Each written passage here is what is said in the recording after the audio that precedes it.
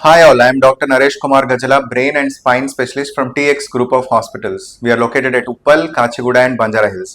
ఈరోజు మనం ఒక most important topic sciatica or spondylosis, back pain, slip disc, disc bulge, disc prolapse ఇన్ని పేర్లు ఉంటాయి. అండ్ మోస్ట్ కామన్గా యూత్ ఎస్పెషల్లీ సఫర్ అయ్యేది బ్యాక్ పెయిన్ ద్వారా.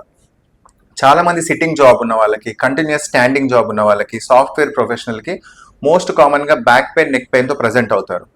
నెక్ పెయిన్, బ్యాక్ పెయిన్ రాగానే ఇమ్మీడియట్గా స్పైన్లో డిస్క్ ప్రాబ్లం ఉందనో, స్పాండిలోసిస్ ఉందనో కాదు. స్పాండిలోసిస్ అనేది ఏజ్ రిలేటెడ్ కండిషన్. అంటే 40-45+ ఉన్న వాళ్ళకి స్పాండిలోసిస్ అనేది వస్తుంది. జస్ట్ మనకు ఒక బ్యాక్ పట్టేయడమో, నరం పట్టేయడమో అట్లా ఉంటే దాన్ని స్పాండిలోసిస్ అన్నారు. మజిల్ స్పాజమ్ కానీ స్ప్రెయిన్ అంటారు. సో చాలా మందికి నా దగ్గరకు ఓపీ వచ్చే వాళ్ళకి లోవర్ బ్యాక్ పట్టేసింది అంటారు, వంగలేకపోవడము, స్టిఫ్నెస్ అంటారు, మార్నింగ్ టైం లేవంగానే కదలలేకపోవడము, మజిల్ స్టిఫ్నెస్, మళ్ళీ కొంచెం లేచి అటు ఇటు తిరిగి స్ట్రెచింగ్ చేస్తేనే వాళ్ళు మళ్ళీ నార్మల్సీకి వస్తారు.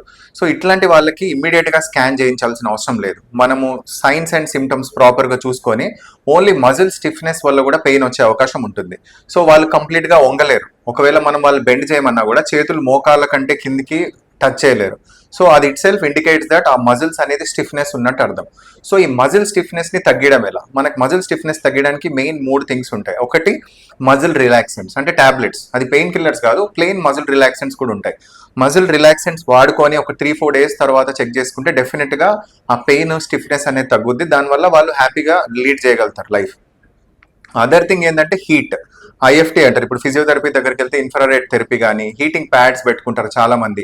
హీట్ వల్ల ఏమవుతుందంటే టైట్గా ఉన్న మజిల్ రిలాక్స్ అవుతుంది.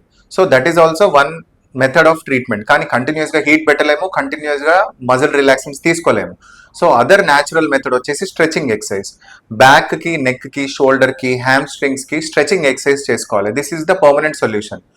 సో ఒకటేసారి మనం స్ట్రెచింగ్ ఎక్సర్సైజ్ చేయలేం కాబట్టి, సివియర్ పెయిన్ ఉంటుంది కాబట్టి ఫస్ట్ వాళ్ళకి మజిల్ రిలాక్సెంట్స్, పెయిన్ సంబంధించిన మెడికేషన్స్ ఇచ్చాక, హీట్ అది పెట్టుకున్నాక తర్వాత స్ట్రెచింగ్ ఎక్సర్సైజ్ అడ్వైజ్ చేస్తాం. చాలా మంది కామన్ మిస్టేక్స్ ఏం చేస్తారంటే కొంచెం బ్యాక్ పెయిన్ కొంచెం సివియర్గా ఉన్నప్పుడు ఇమీడియట్గా ఫిజియోథెరపీకి వెళ్ళిపోయి వాళ్ళు అన్ని రకాల ఎక్సర్సైజ్లు చేయడం, బెండింగ్ చేయడం ఇది చేస్తారు. అది కూడా చాలా మేజర్ మిస్టేక్.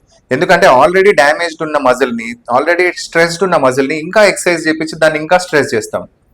దానివల్ల ఉన్న పెయిన్ ఎక్కువైపోయి చాలా మంది మీరు చూస్తుంటారు, 2 రోజులు ఫిజియోథెరపీ చేయించాము, చాలా నొప్పి పెరిగిపోయింది, మానేసినామంటారు. ఎందుకంటే రీజన్ ఏంటంటే మజిల్ ఆల్రెడీ ఇన్ఫ్లమేషన్లో ఉంది. దాన్ని మనం ఇంకా బెండ్ చేసి, స్ట్రెచ్ చేసి, అటు ఇటు టర్న్ చేసి, యోగాసనాలు చేస్తే ఇంకా ఎక్కువ అవుతుంది. సో ఫస్ట్ ఆ మజిల్ని రిలాక్స్ చేయాలి. అంటే rest, heat and tablets.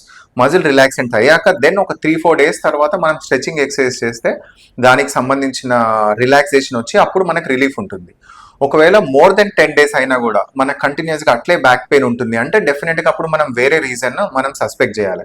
More than 10 days, 2 weeks పర్సిస్టెంట్గా పెయిన్ ఉంది, రోజు రోజుకి పెయిన్ సివియారిటీ పెరుగుతుంది, నడుము నుంచి కాళ్ళు లాగడము, మెడ నుంచి చేతులు లాగడము, తిమ్మిర్లు, మొద్దుబారిపోవడము, ఇలాంటి ఏ సిమ్టమ్స్ వచ్చినా అప్పుడు మనం డిస్క్ ప్రాబ్లం అని దాన్ని కన్క్లూజన్కి రావాల్సి వస్తుంది. అండ్ డిస్క్ ప్రాబ్లం ప్రతి ఒక్కరికి మనం ఎంఆర్ఐ చేయించాల్సిన అవసరం లేదు. దాంట్లో ఒకవేళ సిమ్టమ్స్ సంబంధించిన మెడిసిన్స్ ప్రాపర్గా వాడుకొని ఒక 10 డేస్, 15 డేస్ మెడిసిన్స్ వాడాలి. ఇన్ కేస్ అవి వాడినా కూడా తగ్గట్లేదు, రోజు రోజుకి సివియారిటీ పెరిగిపోతుంది, అండ్ దానివల్ల క్వాలిటీ ఆఫ్ లైఫ్ అంటే ఇంట్లో చేసే పనులు కానీ, ట్రావెలింగ్ కానీ, ఆఫీస్లో చేసే పని అఫెక్ట్ అవుతుందంటే డెఫినెట్గా మనకు దానికి సంబంధించిన ఎంఆర్ఐ స్కాన్ చేసుకొని చూసుకోవాలి డిస్క్ ఏ స్టేజ్లో ఉంది. మనకి స్టేజ్ 1, 2, 3, 4 ఉంటాయి. అండ్ ఎంఆర్ఐలో మనకి disc prolapse mild, moderate, severe ఉంటాయి.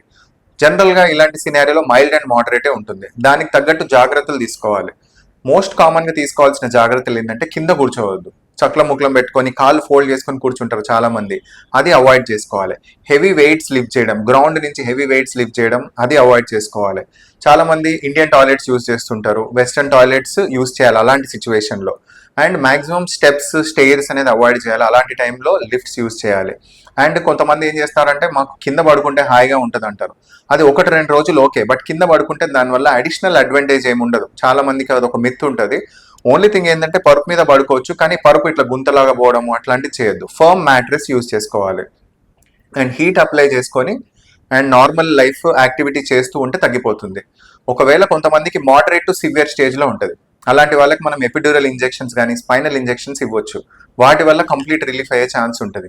కొంతమందికి సివియర్గా ఉంటుంది, ఒక 5% మెంబర్స్కి, 100లో ఒక 5 మందికి స్కాన్ తీయంగానే చాలా సివియర్ డిస్క్ బల్జ్ ఉంటుంది, యూరిన్ కంట్రోల్ ఉండకపోవడం, మజిల్ వీక్నెస్, ఇలాంటి వాళ్ళకి మనం సర్జరీ సజెస్ట్ చేస్తాం. సో సర్జరీస్ అనేది బ్రాడ్ టాపిక్, జస్ట్ బ్రీఫ్గా చెప్పుకోవాలంటే మనం ఇప్పుడు వాడేది ఎండోస్కోపిక్ అండ్ మైక్రోస్కోపిక్ సర్జరీస్ చేస్తాం స్పైన్లో. కీ హోల్ సర్జరీస్, చిన్న హోల్ చేసేసి సరౌండింగ్ స్ట్రక్చర్స్ని డ్యామేజ్ చేయకుండా మనం ఆ డిస్క్ మాత్రం తీసేస్తాము. అండ్ ట్రెడిషనల్గా చేసేది ఓపెన్ సర్జరీస్ కూడా కొంతమందికి ఇండికేషన్ ఉంటాయి depending on the age. So as of now మనం తెలుసుకోవాల్సింది ఏంటంటే ఎర్లీ స్టేజెస్ ఆఫ్ స్పాండిలోసిస్ని మనం డయాగ్నోస్ చేయగలిగితే సర్జరీ వరకు పోకుండా మనం దాన్ని కంట్రోల్ చేసుకోవచ్చు. For any other queries you can ask us in the comment section. Thank you.